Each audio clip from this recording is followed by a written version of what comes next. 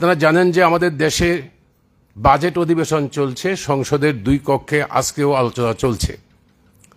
আমাদের দেশের অর্থমন্ত্রী, মাননীয় অর্থমন্ত্রী শ্রীমতী নির্মলা সীতারামন, উনি যে বাজেট উপস্থিত করেছেন সেই বাজেটের উপরে বিতর্ক চলছে।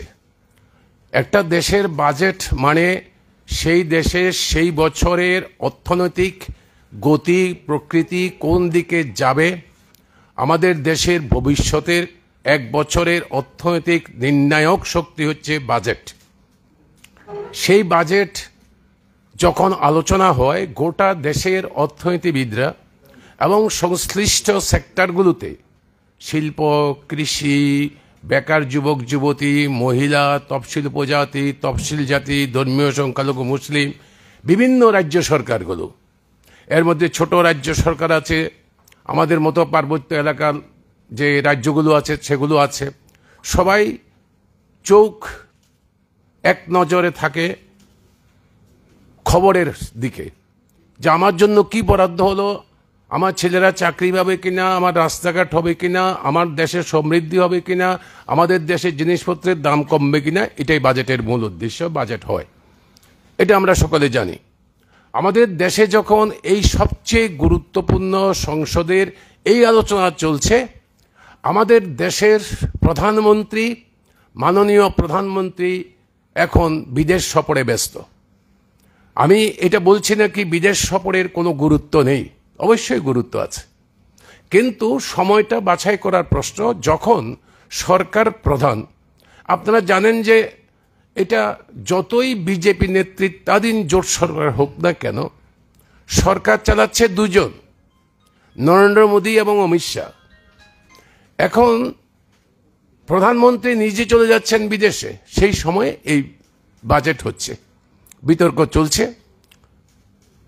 আমরা বামপন্থীরা 5টি দল আমরা বলেছি এই বাজেট উপস্থিত করার আগের দিন যে অর্থনৈতিক সমীক্ষা রিপোর্ট মাননীয়া শ্রীমতী সীতারামন যে উপস্থিত করেছেন, তাতে গোটা দেশের অর্থনীতিবিদরা এই বাজেট কি হতে পারে তার অনুমান ঠিক করে নিয়েছেন। সেই সমীক্ষার মূল বিষয় কি? সাধারণ মানুষের, সরকারের স্বীকৃতি, আমাদের বক্তব্য না, সাধারণ মানুষের ক্রয় ক্ষমতা কমেছে। আপনারা সংক্ষিপ্ত করার জন্য বলছেন, আমি সংক্ষিপ্ত শুধু পয়েন্টটাই বলছি। গ্রাম ও শহরের জিনিসপত্রের মানুষের ক্রয় ক্ষমতা কমে গেছে, ভোগ্য ব্যয় কমে গেছে। 3 নম্বর হচ্ছে বেকারত্ব গ্রাম এবং শহরে নিদারুণভাবে বেড়ে গেছে। এই সবগুলো নিয়ে অর্থনৈতিক সমীক্ষায় যে পূর্বাভাস দিয়েছে তার ভিত্তিতে কি ধরনের বাজেট হতে পারে অর্থনীতিবিদরা ভবিষ্যৎবাণী করেছিলেন। পরের দিন যখন বাজেট উপস্থিত করেন, হুবহুব সেই বাজেটের সঙ্গে মিলে গেছে।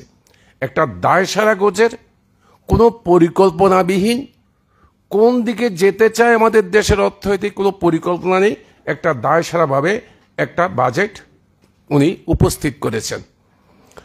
যাই হোক, আমরা 5টি বামপন্থী দল এই বাজেটের তীব্র বিরোধিতা করি। আমাদের এই বিরোধিতা শুধুমাত্র বিরোধিতা করবার জন্য নয়, আমরা বলেছি আমাদের মানুষদের কাছে, জনগণের কাছে আমাদের আবেদন, আমাদের সংসদ সদস্যরা সাধ্যমতো সংসদের অধিবেশনে আমাদের বক্তব্য উপস্থিত করবেন। আমরা বামপন্থী দলগুলো, আপনারা দেখেছেন 1 তারিখের পর থেকে আগরতলা শহর সহ ত্রিপুরার বিভিন্ন জায়গাতেও দেখেছেন যে আমাদের পার্টি সিপিআইএম এবং অন্য বামপন্থী পার্টিগুলো, বিভিন্ন শ্রমিক, কৃষক, মহিলা, যুবক, বিভিন্ন সংগঠনগুলো তাদের বক্তব্য তারা মানুষের কাছে উপস্থিত করেছেন, রাস্তায় মিছিল করেছেন, মিটিং করেছেন, সংবাদ মাধ্যমের কাছে বলেছেন। এটা আমাদের দায়িত্ব, আমরা বলবো। আমরা শুধু বাজেট প্রস্তাবের বিরোধিতা করছি না, আমরা একটা বিকল্প উপস্থিত করছি।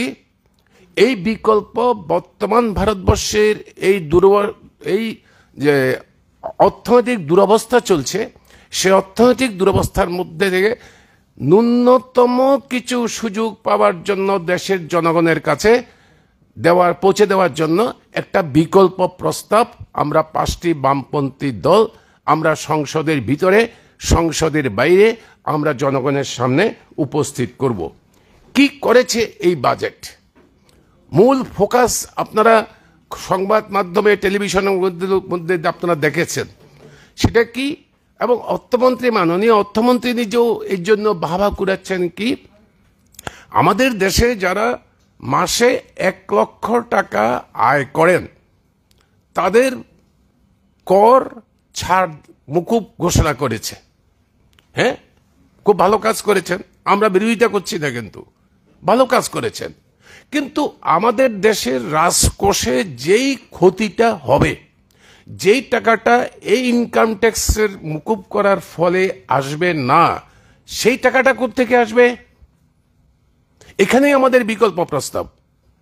সেই টাকাটা যদি রেগার থেকে যায়, টুয়েব থেকে যায়, আইসিডিএস থেকে যায়, সমাজ শিক্ষা পরিকল্পনা থেকে যায়, কৃষি থেকে যায়, শিল্প থেকে যায়, সেখানেই আমাদের আপত্তি। যা গেছে, আমি আপনাদের যদি সময় দেন আমি দেখাতে পারবো কিভাবে গেছে। কিন্তু এইভাবে যাওয়াতে আমরা বিরোধিতা করছি। আমরা বলছি যে আমাদের দেশের যারা কর্পোরেট হাউস অতি ধনীদের 4% হারে 4% হারে যদি ট্যাক্স বাড়ানো হয়, তাহলে পরে আমাদের দেশের 1 লক্ষ পর্যন্ত আয়, তারা যেটা 12 লক্ষ বলছে বছরে, এই 12 লক্ষ পর্যন্ত আয়ের ফলে যে রাজস্বের ক্ষতি হবে তার চেয়ে কয়েক গুণ বেশি ভারতবর্ষের কোষাগারে অর্থ জমা হবে। যেই টাকা দিয়ে আমাদের দেশের কর্মসংস্থানের সুযোগ তৈরি হবে, আমাদের দেশের পরিকাঠামো তৈরি হবে, যেই টাকা দিয়ে আমাদের দেশের কৃষি শিল্প বাঁচবে। এবং সেই জন্যই আমাদের বিকল্প প্রস্তাব আমরা একটা একটা করে আপনাদের কাছে আমি বলবো। সেটা হচ্ছে কি, যেমন ধরুন কি করেছেন উনি কি করেছেন, উনি যেমন ধরুন, আমি একটা উদাহরণ দিই, সবটা বলতে পারবো না, আপনাদের কাগজেও বেরিয়েছে প্রধানমন্ত্রী ধনধান্য কৃষি যোজনা, নতুন যোজনা। আপনারা সবাই যারা বুঝতে ভিতরে ঢুকলো তারা হয়তো দেখলো, যারা দেখলো না তারা হাততালি দিল। এবং আগরতলা শহরে কি র্যালি, এটা সংবর্ধনা দিচ্ছে, মানে বাজেটকে ধন্যবাদ র্যালি। কৃষক কি পেল এই যোজনার মধ্যে? 1 টাকাও তাতে কিন্তু বরাদ্দ নেই। দয়া করে আপনারা বইটা খুলে দেখেন, বাজেট বরাদ্দের বইটা, প্রস্তাবটা খুলে দেখেন। প্রধানমন্ত্রী ধনধান্য কৃষি যোজনা কি করেছে, তার মধ্যে কি বলা আছে? কোনো টাকা ধরা নেই। কি বলা হয়েছে? বর্তমানে যেই প্রকল্পগুলো আমাদের দেশের কৃষি ক্ষেত্রে চালু আছে, সেই প্রকল্পগুলোকে একযোগে নিয়ে একটা প্রকল্পের নাম দিয়েছে প্রধানমন্ত্রী ধনধান্য কৃষি যোজনা। এখানেও তো একজন দেখলাম মোহনপুরে নাচছেও এই কথা বলে, প্রধানমন্ত্রী ধনধান্যে পুষ্পে ভরা আমাদের এই বসুন্ধরা বলে নাচানাচিও করছে। কিন্তু কৃষকরা কিন্তু ওরা সচেতন করবার আমাদের দায়িত্ব, আমরা তাদের এইভাবে আমি একটা একটা করে বলতে পারি। শিল্পের জন্য কি করেছে কি জানেন? এই সংযুক্তিকরণ করে কি লাভ হয়েছে আপনারা জানেন যে প্রধানমন্ত্রী ফসল বীমা যোজনা ছিল, এই যোজনার থেকে 3000 টাকা কমিয়ে দিয়েছে। এই নতুন এটা একসঙ্গে অ্যামালগেট করে যুক্ত করতে গিয়ে 3000 টাকা কম 3000 কোটি টাকা 3000 কোটি টাকা আপনার কমে গেছে। আপনারা জানেন যে সবচেয়ে হাততালি নিচ্ছে প্রধানমন্ত্রী গরিব কল্যাণ যোজনা। এই প্রধানমন্ত্রী গরিব কল্যাণ যোজনা এটার সঙ্গে অ্যামালগেট করে কি করেছে, এখানে 10,000 কোটি টাকা কমিয়ে দিয়েছে। সারে রসায়নের আপনার যদি এই দেখেন, রসায়ন শিল্প আপনার যদি বাজেট বরাদ্দ দেখেন, সেখানে সার উৎপাদনের এটাই হচ্ছে ক্ষেত্র, ওইখানে দেখবেন সারে ভর্তুকি কমিয়ে দিয়েছে। আপনারা জানেন যে আমাদের দেশে উদারীকরণ নীতি চালু হওয়ার পরে আমাদের দেশের উৎপাদিত সার দিয়ে আমাদের দেশের কৃষকদের কিছু চলে না, বিদেশের উপরে নির্ভর করতে হয়। সারের অস্বাভাবিক দাম বেড়ে গেছে, ইউক্রেন যুদ্ধের পরে আমদানি খরচ অনেক বেড়ে গেছে। এই সমস্ত বিষয়গুলো আপনারা জানেন।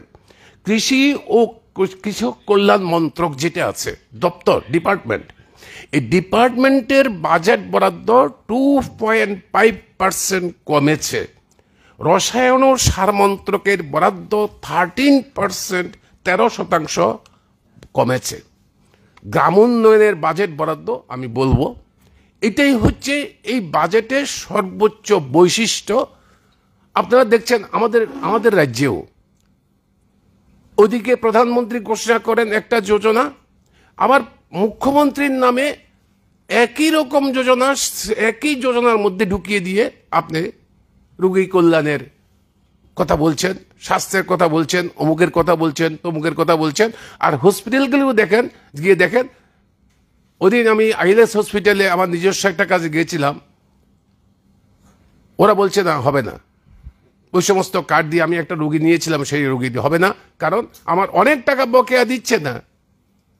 তো আমি জাস্ট এটা বলার জন্য আমাদের দেশের রাজ্যের মানুষের কাছে যে যোজনা মুখ ভরা গাল ভরা প্রতিশ্রুতি দিলে চলবে না, রূপায়ণ কি হচ্ছে সেটাই আপনাদের দেখা দরকার। কি করছে? দ্বিতীয় বৈশিষ্ট্য কি? তৃতীয় বৈশিষ্ট্য হচ্ছে পাবলিক প্রাইভেট পার্টনারশিপ। সমস্ত সরকারি আধা সরকারি সংস্থাগুলো যেগুলো আছে সেগুলোর সমস্ত কিছু এখন প্রাইভেট পার্টনারশিপে প্রাইভেটদের কাছে দিয়ে যাচ্ছে। যেমন ধরুন এলআইসি 74% ভারত সরকারের ছিল, বাকিটা প্রাইভেট ছিল।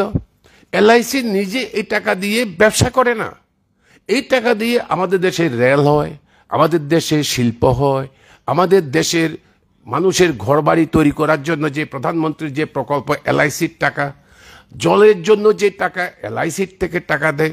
এলআইসি একটা রাষ্ট্রীয়কৃত সংস্থা। এই এলআইসির 100% শেয়ার বিদেশি বিনিয়োগে চলে যাচ্ছে। এইভাবে আমি এর বেশি আর এখানে বলবো না। এটাই আমাদের যে মানে প্রধান এই দিকে যাওয়ার জন্য চেষ্টা করছি। এই খরচটা সংকোচন হওয়ার ফলে, বিভিন্ন বাজেটের বরাদ্দটা সংকোচন হওয়ার ফলে কি হবে? সবচেয়ে বেশি আঘাতপ্রাপ্ত হবে আমাদের দেশের খাদ্য সুরক্ষা। ভারতবর্ষের মতো এত বড় দেশে, 140 কোটি বিশ্বের বৃহত্তম জনসংখ্যার দেশ, সেই দেশে যদি খাদ্য নিরাপত্তা না থাকে তাহলে পরে সেই দেশ ভিক্ষাপাত্র নিয়ে ঘুরতে হবে। আমাদের দেশের খাদ্য নিরাপত্তা দারুণভাবে বিঘ্নিত হবে। এবং সামাজিক সুরক্ষা, ভারতবর্ষ আপনারা জানেন আমাদের কনস্টিটিউশনাল প্রিএম্বারে লেখা আছে একটা কল্যাণকামী রাষ্ট্র। হ্যাঁ, সমাজতান্ত্রিক দরকার নেই, অ্যাটলিস্ট কল্যাণকামী রাষ্ট্র। এই কল্যাণকামী রাষ্ট্রের যে সামাজিক দায়বদ্ধতা, এই দায়বদ্ধতা হাত তুলে নিচ্ছে এই বাজেট। তার পরিষ্কার প্রমাণ দেখা যাচ্ছে এই বাজেটের এইগুলোর মধ্যে। আপনি কেন বলছি আমি এই যে সরকারের এইগুলো আমাদের যে খাদ্য সুরক্ষা, আমরা ভিক্ষার প্রার্থন নেব। কৃষকরা আন্দোলন করছে, তাদের যেই উপরে নতুন করে আরেকটা আইন, তাদের কৃষি পণ্য ব্যবসা বাণিজ্য, আগের 3টে আইনের কথা জানেন, চাপে পড়ে বাধ্য হয়েছে উইথড্র করতে, কিন্তু বাঁকা পথে অ্যাডমিনিস্ট্রেটিভ অর্ডার দিয়ে সেগুলোই চালু করেছে। এবং ফসলের দাম, ন্যূনতম সহায়ক মূল্য, C2+50%, এগুলো স্বীকার করেনি, আইনসঙ্গত অধিকার দেওয়া হয়নি।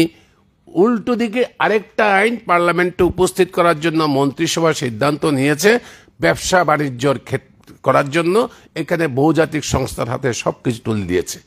তো এই যদি করে তাহলে পরে আমাদের দেশের খাদ্য নিরাপত্তা বিঘ্নিত হবে। কি করতে হবে?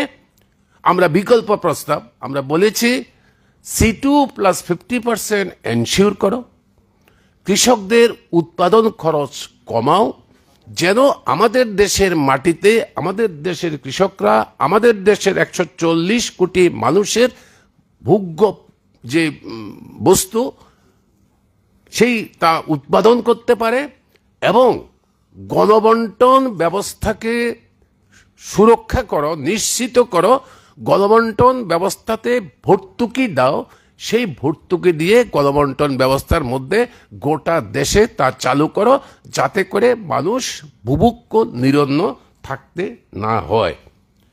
এখন আসুন রোজগার। এটা খাওয়ার পরে এই বিষয়টা, খাবার আসবে কোত্থেকে রোজগার করতে না পারলে পরে? রোজগার কি করে হবে?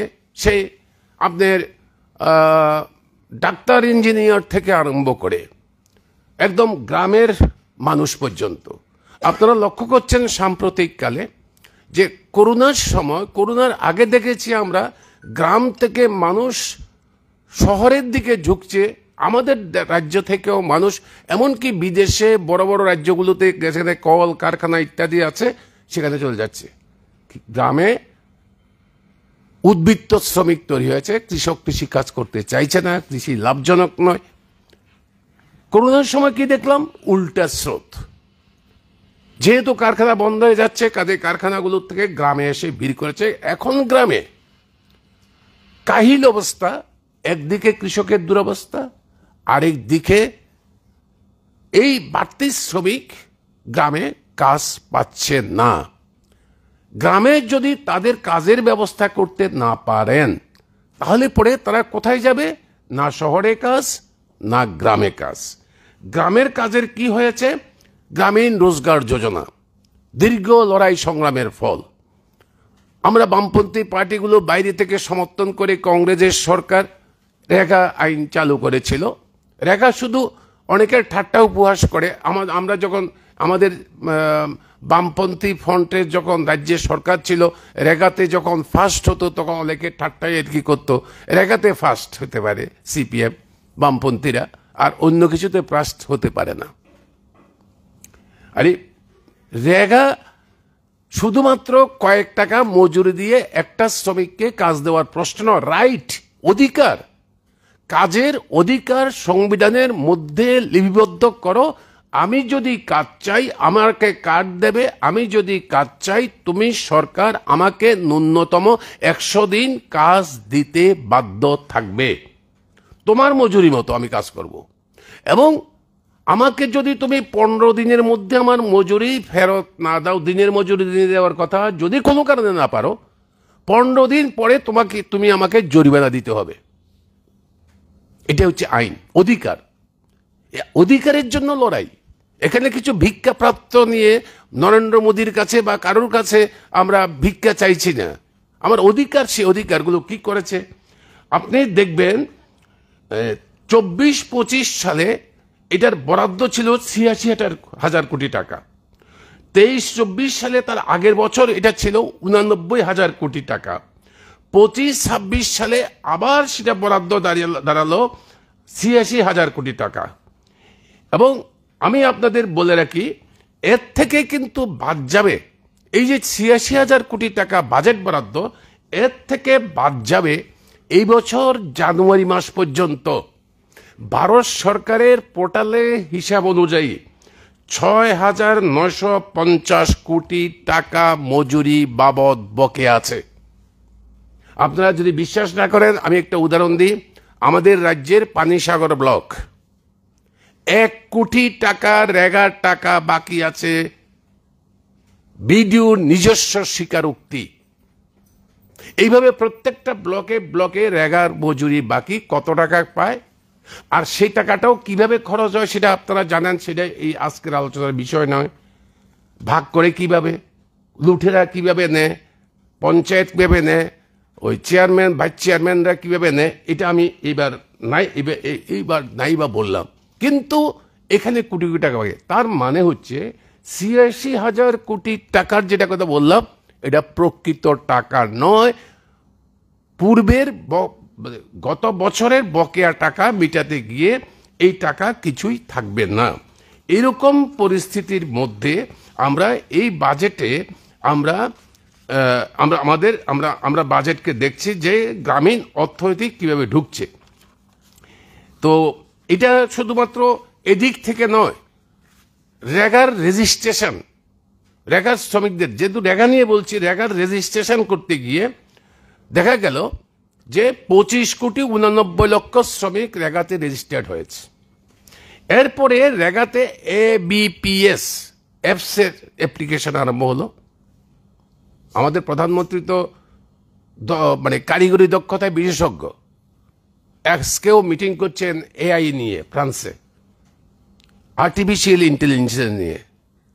ওনাকে আমি ভগবানে বিশ্বাস করি না, ওনার মা বাবা আশীর্বাদ করুক, উনি আরও যেন মানে উন্নততর বিজ্ঞান না, এটা কিন্তু বেসিক সায়েন্স না, কারিগরি বিজ্ঞান কোনো বিজ্ঞান নয়, কারিগরি হচ্ছে সায়েন্সের অ্যাপ্লিকেশন, এবারে আরও দক্ষ হয়ে উঠুক। কিন্তু ওনার কল্যাণে কি হয়েছে, রেগার শ্রমিকরা ABPS করার পরে নথিভুক্ত হয়েছে 17,37,00,000, যা ছিল 25,89,00,000। একসঙ্গেই বাদ পড়ে গেল 6,52,00,000 শ্রমিক বাদ পড়ে গেল। এটা 21 সালের কথা বলছি। 22 সালের রেগা থেকে মোট 7,60,00,000 কমে গেল। 23 সালে এসে আরো 1,90,00,000 কমলো। মোট মিলে 8 কোটির বেশি শ্রমিক, রেজিস্টার্ড শ্রমিক, তারা বাদ পড়ে গেল। কোথায় শ্রমিকের সংখ্যা বাড়ার কথা, এটা বাদ পড়ে গেল। তো কি হবে এখন আমাদের? এই গ্রামের নিরন্ন মানুষগুলো কোথায় যাবে? শহরে। অনুরূপভাবে যদি শহরের আয়ের সোর্স বাড়াতে হয়, শহরে রোজগার যোজনা, এরকম যারা নিরন্ন কাজের অভাবে ঘুরছে সেই সমস্ত মানুষকে কাজ দেওয়ার জন্য এই ধরনের যোজনা চালু না করতে পারলে পরে শহর থেকে আবার গ্রামের দিকে যাবে, গ্রাম থেকে শহরের দিকে আসবে, এইভাবে ভবঘুরের মতো তারা ঘুরবে। কাজেই এটা কোনো নীতি হতে পারে না। শহরের মধ্যে এই ধরনের আমাদের বিকল্প প্রস্তাব হচ্ছে, শহরের মধ্যে এই ধরনের প্রকল্প তোমাদের চালু করা দরকার। একই সঙ্গে আপনি দেখবেন যে আমাদের এই সময়টার মধ্যে আমাদের শুধুমাত্র এই ক্ষেত্রে নয়, বেকার যুবক যুবতীর যে কর্মসংস্থান, যেহেতু বেকারির কথা বলা হচ্ছে, 14 সালে আমরা শুনেছি বছরে 2 কোটি বেকারের চাকরি। ত্রিপুরায় শুনেছি 18 সালে ঘরে ঘরে রোজগার, 50,000 সরকারি চাকরি প্রথম বছরে। আর এখন এসে সেই বেকারি কোথায় দাঁড়িয়েছে? এটা কি মামলা করবেন? উনি বলেছেন, প্রধানমন্ত্রী বলেছেন, লিখিতভাবে দিয়েছেন, কাগজে দস্তখত করে কংগ্রেস দল বলেছে 50,000 চাকরি দেবে প্রথম বছরে। এখন তো 8ম বছর চলছে। এখন যে চাকরি দিচ্ছেন, এই কারা পাচ্ছে চাকরি, তার তালিকার কোথায়? তালিকাটা দিন না। আমি তালিকার কথা কেন বলছি জানেন?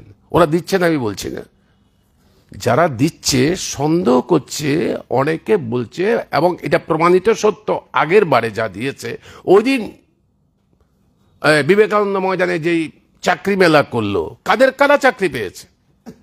সোশ্যাল মিডিয়ায় ভাইরাল হয়ে গেল কি বহিরাজ্যের লোকরা চাকরি পেয়েছে। কোন চাকরি? Group D, group C. Group D, group C ত্রিপুরার ছেলে মেয়ে চাকরি করতে পারে না, যোগ্যতা নেই। কেন বহিরাজ্যের ছেলে মেয়ে চাকরি করবে? আমি আজ পর্যন্ত আমার নজরে পড়েনি, আপনাদের যদি নজরে পড়ে থাকে ভালো। সরকারের তরফ থেকে কোনো কন্ট্রাডিকশন নেই যে না আমাদের রাজ্যের ছেলে মেয়ে চাকরি পেয়েছে। অসুবিধা কি? তালিকাটা দিয়ে দিতে হয়, তাদের ঠিকানাটা দিয়ে দিলে হয়। তারা কোন ভাগ্যবান ব্যক্তিরা যারা চাকরি পেয়েছেন, তারা চাকরি পাক, আমাদের কোনো আপত্তি নেই, চাকরি পাক। কিন্তু কথা রাখছে না, অসংখ্য শূন্য পদ পড়ে রয়েছে। স্কুলগুলোতে শিক্ষক নেই, গ্রামগুলোতে BLW নেই, গ্রামগুলোতে পঞ্চায়েত সেক্রেটারি নেই, এই সমস্ত চলছে, কেউ দেখবার মতো নাই, অফিসগুলো খালি যাচ্ছে। স্বাস্থ্যক্ষেত্রে আরো ভয়াবহ অবস্থা। শুনেছি স্বাস্থ্যক্ষেত্রে কিছু কর্মী নিয়োগ হয়েছে, ডাক্তার নয়, কিছু কর্মী নিয়োগ হয়েছে, তবু ভালো। যদি মেশিনপত্র, যন্ত্রপাতি, পরীক্ষা নিরীক্ষা ইত্যাদি কিছু চলতে পারে, এরা কবে কিভাবে পেয়েছে? আমাদের বক্তব্য হচ্ছে সরকার মানুষের কাছে, তার দায়িত্ব হচ্ছে এগুলো মানুষের কাছে পরিষ্কার পরিচ্ছন্ন করে এগুলো বলা। কাজেই এগুলো সরকার লুকিয়ে রাখছে। ভয়াবহ বেকারি তৈরি হয়েছে। এর মধ্যে আমাদের দেশে চাকরির অভাবে পড়ে চাকরি না পাওয়ার ফলে আমাদের দেশ থেকে বিদেশে চলে যাচ্ছে। ওই দিন আমেরিকার মানে মালবাহী জাহাজে, সামরিক বাহিনীর মালবাহী জাহাজে করে পাঞ্জাব, হরিয়ানা, বিশেষ করে ওই সমস্ত জায়গার লোকদের ফেরত পাঠালো। এইভাবে ট্রাম্প প্রশাসন আরও লোক ফেরত পাঠাবে। আমাদের দেশের বিভিন্ন শ্রমিকরা বা টেকনোক্র্যাটরা যারা বাইরে কাজ করছে তাদেরকে সবাইকে ফেরত পাঠালে পড়ে ভারতবর্ষের কি অবস্থা হবে চাকরির বাজারে, বিশেষ করে রোজগারের বাজারে, এটা ভাবতেও মানে এখন এই হয়। এই বাজেট কি করেছে? এই বাজেটে চাকরির জন্য কোনো নির্দিষ্ট বরাদ্দ থাকে না। ইনফ্রাস্ট্রাকচার ডেভেলপমেন্টের জন্য, শিল্পের ডেভেলপমেন্টের জন্য টাকা বরাদ্দ থাকে। শিল্প মানে সেখানে কাজ, কর্মসংস্থানের সুযোগ। পরিকাঠামো উন্নয়ন মানে চাকরির সুযোগ। এখানে কোনো টাকা বরাদ্দ কমে গেছে। বরঞ্চ শিল্প যা ছিল সেই শিল্পগুলো বন্ধ হয়ে যাচ্ছে, ঢুকছে এখন বাইরের। এই তো আমরা এখানে, আমি জানি না, একটা বিলাসবহুল হোটেলের মধ্যে আমরা মেলা করল, আমাদের সরকার এখানে রাজ্যের সরকার মেলা করলেন ইনভেস্টমেন্টের জন্য। বহিরাজ্য থেকে প্রাইভেট ইনভেস্টমেন্ট পাঠাও। হ্যাঁ, পাঠাতে হবে। ভালো। কত টাকা? কত টাকা কার্যকরী হবে? যা তো ছিল ওই জুট মিল, অল্প কিছু ছিল ওই যে আপনার এখানে নারামেক, তারপরে আপনার এখানে বুজ্জংনগর বন্ধ হয়ে যাচ্ছে। আমাদের যে উত্তর পূর্বাঞ্চলে শিল্প করার জন্য যে সাবসিডি, এটা নিয়ে পালিয়ে যাচ্ছে। আমি ডক্টর সাহাকে আমার বিনম্র অনুরোধ, আপনি পরিকাঠামো উন্নয়ন করুন। সরকারি বিনিয়োগ কোথায়?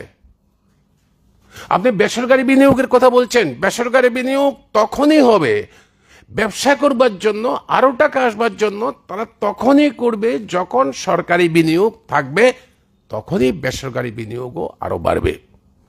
উনি বলেছেন স্বাস্থ্য এবং শিক্ষাতে বিনিয়োগ করবেন। আমাকে বলুন দেখি, গত 8 বছরে বিজেপি জোট সরকারের রাজত্বে, মথার সরকারের রাজত্বে কটা স্কুল হয়েছে সরকারি? কটা হাসপাতাল হয়েছে? এইমস কি হয়েছে? সরকারি কোনো পরিকাঠামো, সরকারি কোনো স্বাস্থ্য পরিকাঠামো, স্কুলের, বিশ্ববিদ্যালয়ের কোনো পরিকাঠামো হয়নি। যাই হচ্ছে তাও প্রাইভেট। ওখানে কি চাকরি হবে? কারা চাকরি পাবে? এই রাজ্যের ছেলেমেয়েরা চাকরি পাবে বা সুযোগ পাবে, এই গ্যারান্টি আপনি দিতে পারেন না। এরা ব্যবসা করতে আসবে। কাজে আমাদের অনুরোধ কি, এই বাজেটের মধ্যে কেন বলছে কথা, সরকার তার বাজেটে পরিকাঠামো ইত্যাদি ক্ষেত্রে বিনিয়োগ বাড়াও এবং কর্মসংস্থানের সুযোগ সৃষ্টি করো। একইভাবে রাজ্যগুলোকে টাকা দাও, শেয়ার অফ ট্যাক্সেস, রাজ্যগুলোকে টাকা দাও, যাতে করে রাজ্যগুলো তার পরিকাঠামো উন্নয়নের জন্য টাকা ঢালতে পারে। এটা যদি হয়, শিক্ষিত থেকে অর্ধশিক্ষিত বা অশিক্ষিত সবারই কর্মসংস্থানের সুযোগ হবে।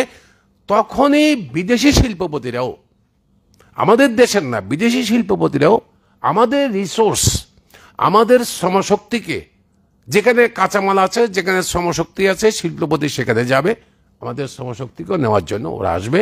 কিন্তু এই পথে ভারত সরকারের বাজেট নয়, এই পথে ভারত সরকারের বাজেট হাঁটছে না।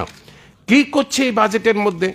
আপনারা অবাক হয়ে যাবেন। এই বাজেট মূল্য বৃদ্ধি কমানোর পরিবর্তে আপনার এরা এমন অবস্থা তৈরি করেছে, আপনার আইসিডিএস হতে আরম্ভ করে এই যে স্কিমের বিভিন্ন শ্রমিক, ভারত সরকারের স্কিম, রাজ্য সরকারের স্কিম, ওদের জন্য তো টাকা বরাদ্দ থাকবে। ওরা কিভাবে, কোন সত্ত্বে কাজ করবে, বেতন মজুরি কত পাবে, কি হবে না হবে, সব এক পয়সা সেখানে বাড়েনি, বরং সেখানে অর্থ হ্রাস পেয়েছে, বরাদ্দ হ্রাস পেয়েছে। এইভাবে আমাদের মিড ডে মিল পরিকল্পনাগুলোতে কারা খায়? বড় লোকের ছেলে মেয়েরা খায় না, গরিবের ছেলে মেয়েরা স্কুলে এখন যাচ্ছে না, স্কুল ছাড়াই হয়ে যাচ্ছে।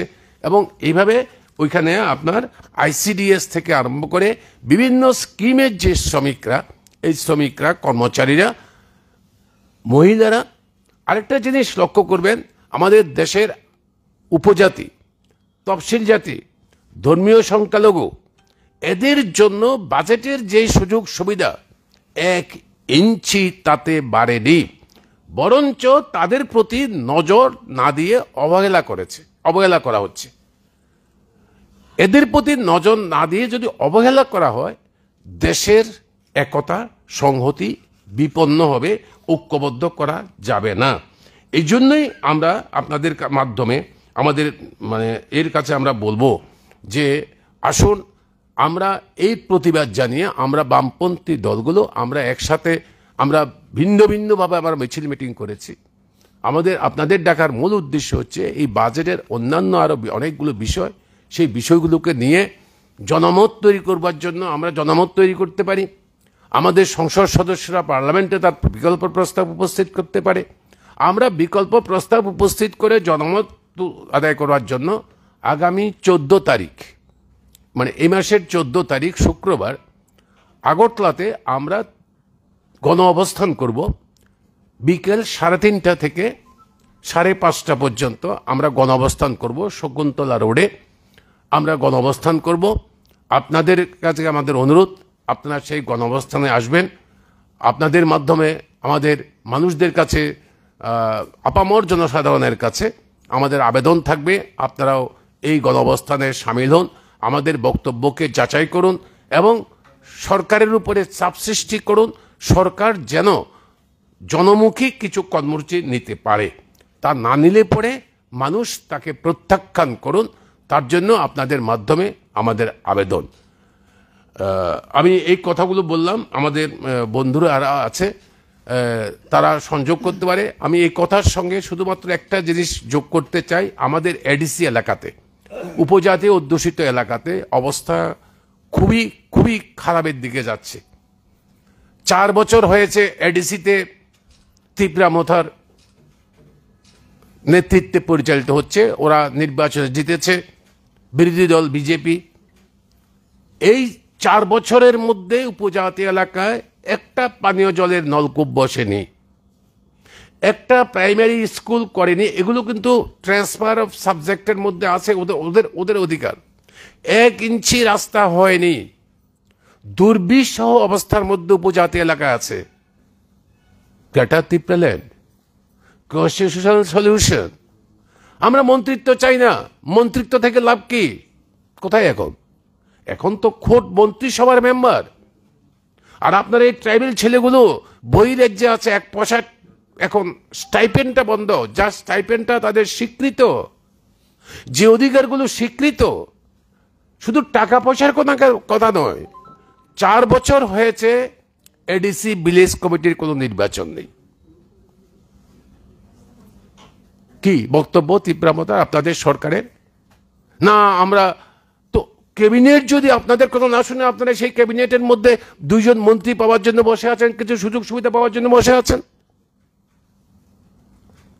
আসল চরিত্র ট্রাইবেল এলাকাতে উন্মোচিত হয়ে যাচ্ছে।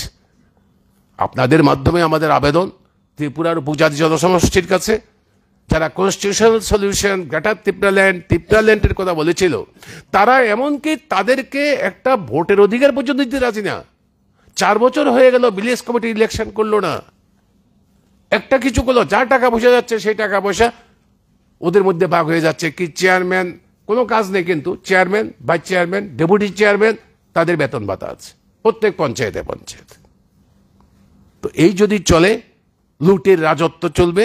এই লুটের রাজত্বের মধ্যে আমাদের উপজাতি জনসমষ্টি দুর্বিষহ অবস্থার মধ্যে আছে। এই দুর্বিষহ অবস্থার থেকে পরিত্রাণ চাই। আমরা একই সঙ্গে এই কথাগুলো আমরা বলবো।